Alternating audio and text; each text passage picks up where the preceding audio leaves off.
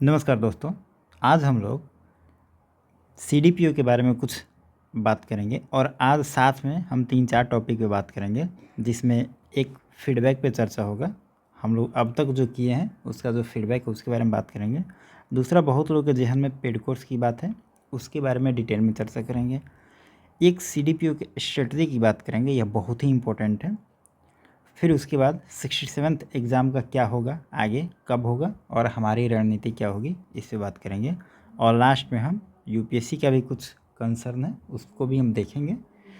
तो देखिए, सबसे पहले फीडबैक की बात जहाँ तक है, तो जो भी यूपीएससी की तैयारी किया होगा, एथिक्स में एक टॉपिक है गुड गवर्नेंस। उसमें कहा जाता है कि प्रशासन अपना काम करेगी, सरकार अपना काम करेगी। जो फीडबैक मैकेनिज़्म होता है वो सबसे अच्छा होता है कि पब्लिक फीडबैक देगी कैसा रहा। तो अभी जो फीडबैक हम लोग को देखने में मिल रहा है वाकई काफ़ी अच्छा है, सराहनीय है। जो टेलीग्राम ग्रुप में, चाहे यूट्यूब में, चाहे बहुत सारे मेल आ रहे हैं, देख के लग रहा है कि हाँ, हम लोगों ने काम अच्छा किया है। और हम लोगों ने अपना एक रिपोर्ट कार्ड आपके सामने रख दिया है।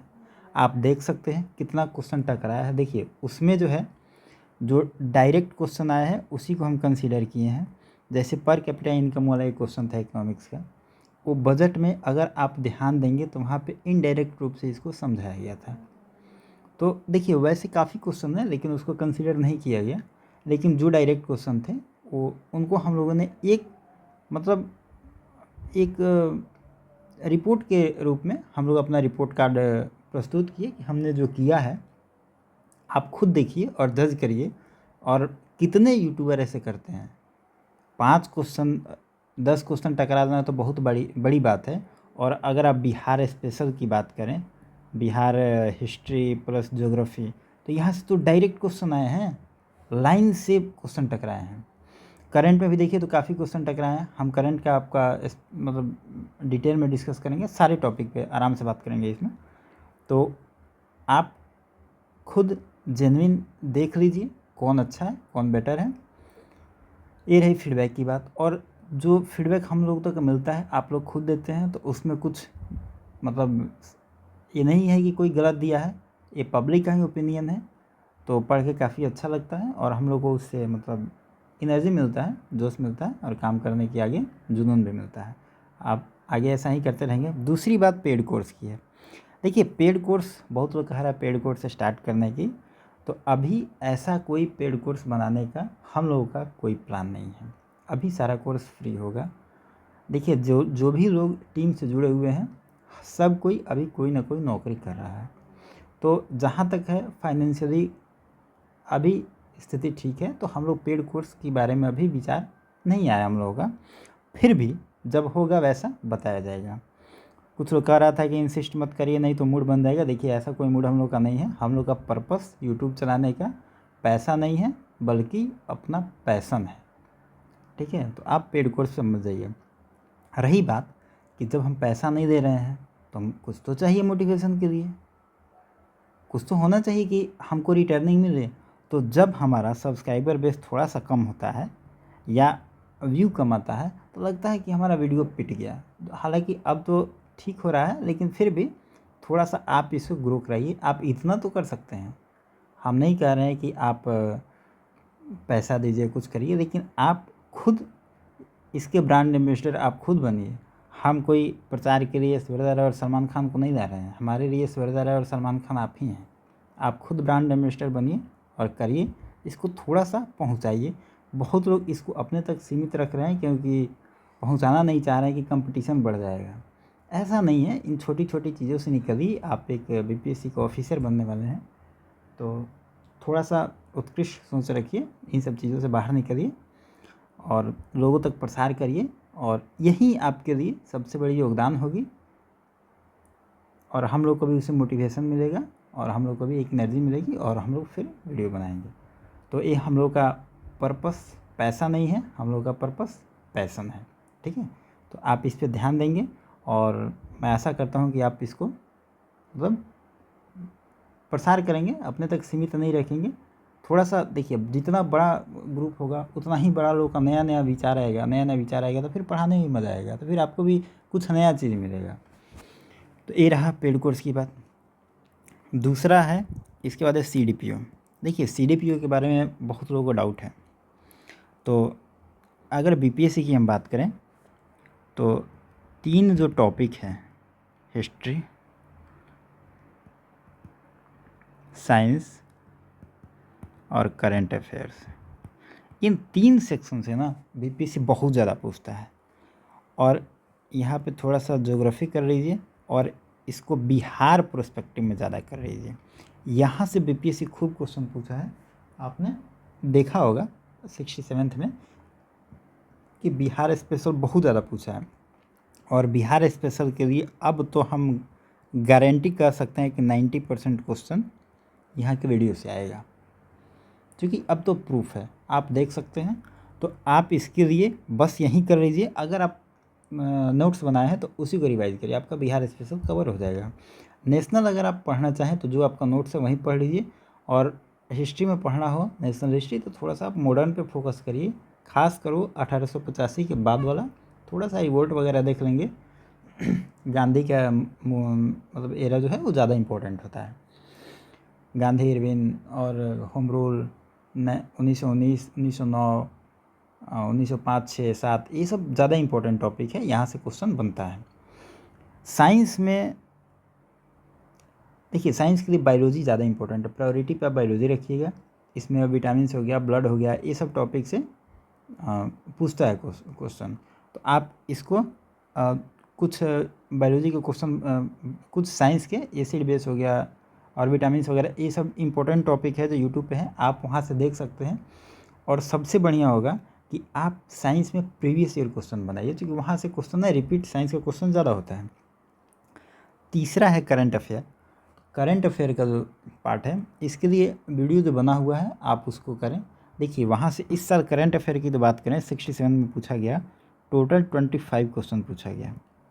देखिए नंबर पे जाएंगे तो कुछ लोग कहेगा 24, कुछ लोग कहेगा 26। आप नंबर पे मत जाइए, कि कुछ क्वेश्चन होता है जो कुछ लोग उसको पॉलिटी में डाल देता है, कुछ क्वेश्चन को कुछ लोग इकोनॉमी में डाल देता है, और कुछ क्वेश्चन को करंट में डाला जाता है, तो नंबर ऊपर नीचे होते रहता है। इसमें अगर हम बात करें, 13 क्वेश्चन पूछा गया प्रीवियस ईयर का, जो कि 2017 से 2020 तक का है। ठीक है, एक क्वेश्चन पूछा गया 2017 से, 4 क्वेश्चन पूछा गया 2018 से, 7 क्वेश्चन पूछा गया 2019 से, और 3 या 4 ऐसा क्वेश्चन पूछा गया है 2020 से, और इसमें से 12 क्वेश्चन पूछा गया है 2021 से। इसीलिए करंट में लोगों को थोड़ा सा झटका लगा है। बाकी 2021 का जो 12 क्वेश्चन था, आप देखेंगे 7 से 8 क्वेश्चन वीडियो से आया है, कुछ PDF आपको वीडियो में लगाया गया था, कुछ बच गया है, वो अलग बात है। तो कहने का मतलब है, और हिस्ट्री और ज्योग्राफी जो बिहार स्पेशल है, यहाँ पे तो मतलब पूछना ही नहीं है, यहाँ पे तो लाइन से मतलब क्वेश्चन टकराया है। साइंस का भी जो MCQ था वहाँ से भी क्वेश्चन आया है। तो कहने का मतलब है कि आप यहाँ पे अब ट्रस्ट कर सकते हैं, अब यहीं से पढ़िए। और स्पेशली CDPO के लिए सबसे बढ़िया होगा आप अपना नोट्स पढ़िए और प्रीवियस ईयर क्वेश्चन जो BPSC का है उसको पढ़िए। इससे बढ़िया अभी कुछ नहीं होगा। नया नया बहुत वीडियो देखने से या कुछ करने से कोई अभी फ़ायदा होने वाला है नहीं। तो हम लोग भी वीडियो बना सकते थे, लेकिन अभी कंटेंट का बम्बार्डिंग मत करिए, आप लोग जो पढ़ें उसी को रिवाइज करिए। अगला टॉपिक है हम लोग का 67th एग्ज़ाम के लिए क्या करें। देखिए 67th एग्ज़ाम के लिए अभी आप थोड़ा सा रेस्ट लीजिए। जिनका CDPO है वो तो एग्ज़ाम दें संडे को, जिनका नहीं है वो थोड़ा सा भी रेस्ट लीजिए 2-4 दिन। संडे के बाद, संडे को एग्ज़ाम हो जाएगा CDPO का, उसके बाद हम लोग BPSC के लिए एक नया स्ट्रेटजी बनाएंगे 67th BPSC के लिए। अब देखिए इसमें अभी ना 2 महीना टाइम मिल गया आपको, 2 महीना टाइम मिल गया। क्योंकि देखिए एक प्रक्रिया होती है, अगर लीक हुआ है पेपर, एग्ज़ाम रद्द हुआ है, तो एक प्रक्रिया होती है, उसको फुलफ़िल करने में, फिर से एग्ज़ाम लेने में ना कम से कम मान के चलिए यह परीक्षा जुलाई से पहले नहीं होने वाला है। ठीक है, तो अगर जुलाई में होता है तब भी आपके पास लगभग 10 दिन, मई प्लस जून है 30 दिन, और जुलाई का जो भी होगा, मतलब मान के चलिए लगभग 50 डे आपके पास मिल जाएगा पढ़ने के लिए। तो 50 दिन काफ़ी होता है। हम लोग बीपीएससी के लिए एक नए स्ट्रेटजी के साथ पढ़ेंगे और नए तरीके से उस पर बात होगी। संडे के बाद 15 के बाद होगा, तो आप उसके लिए निश्चिंत रहें, ठीक है। और रही बात, हाँ, कुछ लोग पूछा था कि क्या सब्जेक्ट के लिए बात, मतलब बुक कौन सा रहेगा। तो देखिए, पॉलिटी के लिए बुक रहेगा सबसे बढ़िया आपके लिए एनसीईआरटी ले लीजिए 11th 12th का। हिस्ट्री के लिए आप एनसीईआरटी ले लीजिए तीनों। और रामशरण शर्मा है एंशिएंट के लिए, सतीश चंद्रा है मिडाइवल के लिए, और बिपिन चंद्रा है मॉडर्न के लिए। तीनों बड़ा बड़ा अच्छा बुक है, आप इसको ले सकते हैं। बाकी ये पढ़िए। देखिए, अगर आप एनसीईआरटी पहले पढ़ लेते हैं ना, तो एक आपको फ्लो मिलता है। उसके बाद आप किसी से पढ़ते हैं या फिर घटना चक्र पढ़ते हैं ना, तो आपको एक फ्लो में ना पता चलता है। देखिए, फैक्ट तभी याद होता है जब आपको कंसेप्ट थोड़ा सा पता होता है। तो एनसीईआरटी आपको फ्लो दे देगा। उसके बाद आप घटना चक्र पढ़ेंगे या कुछ भी पढ़ेंगे, तो आपको एक कुछ फैक्ट मिलेगा वहाँ से। तो आप कंसेप्ट और फैक्ट दोनों की ज़रूरत एग्ज़ाम में होती है। रही बात कि आगे क्या है इसके बाद, हाँ, देखिए, कुछ लोग यहाँ पे यूपीएससी की भी तैयारी कर रहा है। हाँ, एक और चीज़, कुछ लोग को ये लग रहा है कि अब डिले हो गया, 2 महीना मिल गया तो हम प्री छोड़ देते हैं, मेंस की तैयारी करेंगे। देखिए, ऐसे नहीं होता है। मानते हैं अभी आप मेंस की तैयारी स्टार्ट कर देते हैं, तो 2 महीना बाद हो गया एग्ज़ाम, 1 महीना बाद आप छोड़िएगा। 1 महीने में जैसे आप मेंस का लैब पकड़िएगा तब तक छोड़िएगा, और फिर 1 महीने में आप चाह रहे हैं कि हम तोप बन जाए पढ़ के, तो ये पॉसिबल नहीं है। क्योंकि अभी का जो कंपटीशन है प्रीलिम्स का, बहुत ज़्यादा टफ हो गया है। तो 2 महीना जो टाइम है, आंख बंद करके प्रीलिम्स कर लीजिए। मेंस के लिए आपको सफिशिएंट टाइम मिलेगा, घबराने की बात नहीं। अभी मेंस के बारे में मत सोचिए। हाँ, अगर आपको मन करे पढ़ने का, तो ऑप्शनल को थोड़ा थोड़ा आप देखते रहिए बस। लेकिन प्रीलिम्स पे मतलब फोकस कम मत करिए, क्योंकि इसको कम मत समझिए। सबसे ज़्यादा भीड़ इसी में है, और एक एक नंबर का मारा मारी यहीं पे है। और मेंस के लिए आपको टाइम सफिशिएंट मिलेगा, उसमें हो जाएगा। तो आप ऑप्शनल यहाँ पे थोड़ा सा देख सकते हैं, लेकिन प्रीलिम्स को आप लाइट मत लीजिए, क्योंकि वहाँ पे छंटने का चांस सबसे ज़्यादा होता है। कुछ लोग बात किया था यूपीएससी का। तो देखिए, यूपीएससी का अब तो टाइम बहुत कम है, तो जून के फर्स्ट वीक में ही होने वाला है। तो यहाँ पे अगर कोई कहे कि मैं पढ़ा दूंगा, मैं समझा दूंगा, तो ये कुछ बेतुका सा सवाल है। यूपीएससी में ऐसा कुछ होता नहीं है। अभी सबसे बढ़िया स्ट्रेटजी है कि आप टेस्ट पेपर दीजिए,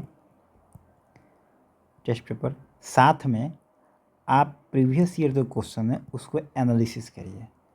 एनालिसिस करने का मतलब ये है कि जब आप प्रीवियस ईयर पेपर को देखेंगे या देखेंगी, तो आप पाएंगे कि कुछ टॉपिक है जो बीपीएससी ना हर साल पूछता है, बीपीएससी का फेवरेट टॉपिक है।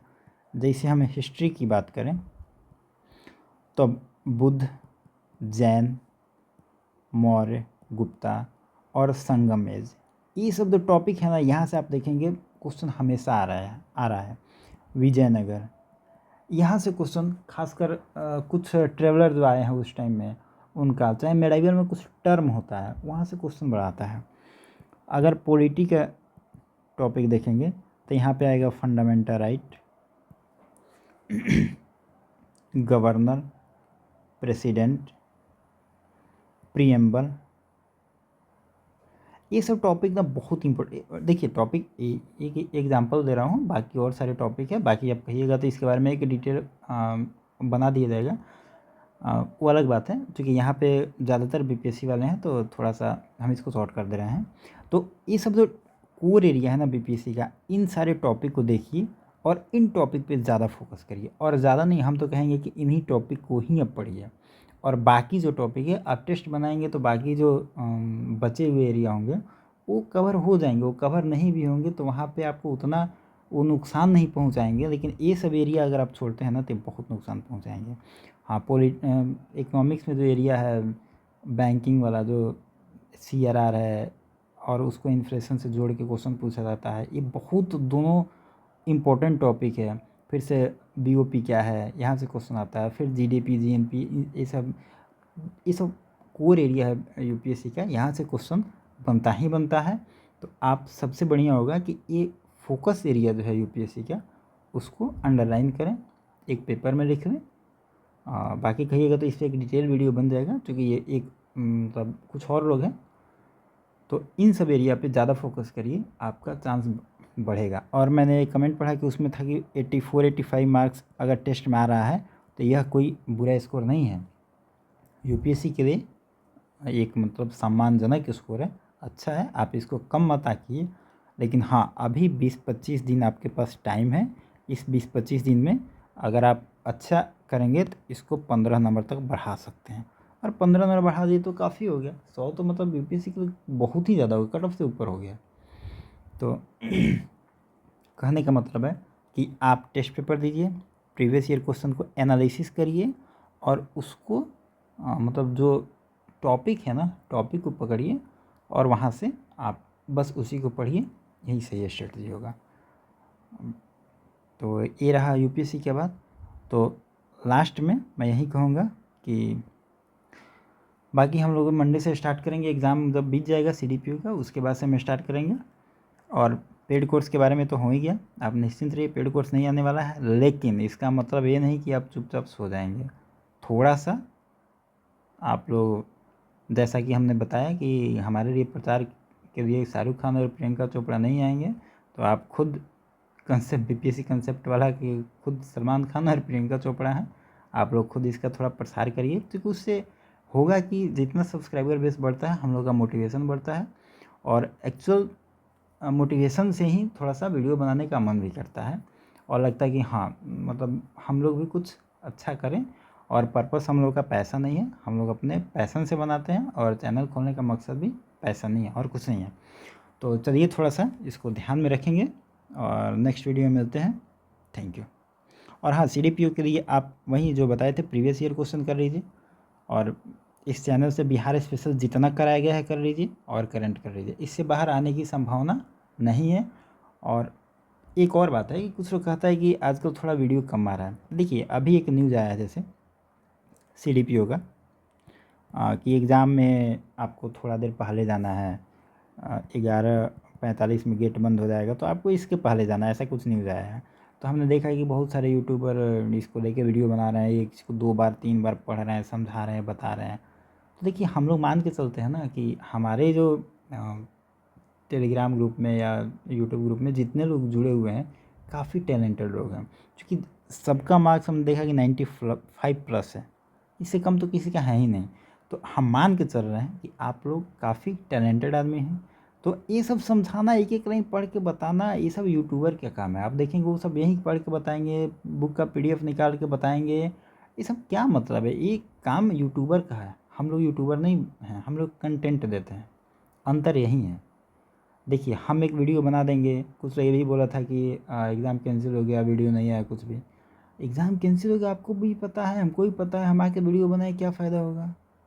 हमको तो फ़ायदा हो जाएगा, आप जैसे क्लिक करेंगे देखेंगे, मेरा रेवेन्यू जनरेट हो जाएगा। लेकिन पर्पस मेरा ये नहीं है। हम चाहते हैं कि अगर आप 10 मिनट का वीडियो देखें तो आपको कम से कम 1-2 ऐसा चीज़ मिलना चाहिए जो आपके एग्ज़ाम के लिए ज़रूरी हो। हमारे बिना मतलब का बहस करके चल रहे हैं, ये कोई मकसद नहीं है। और जैसा हम पहले ही बोले कि पैसा कमाना तो मकसद ही नहीं है, तो इसीलिए हम लोग इन छोटे छोटे चीज़ों को ग्रुप में ही डाल देते हैं कि पता चल जाए। और वीडियो बनाने का मकसद हम लोग का ओनली कंटेंट होता है, बाकी कुछ नहीं। अपना प्रमोशन और अपना रेवेन्यू जनरेट करना पर्पस नहीं है।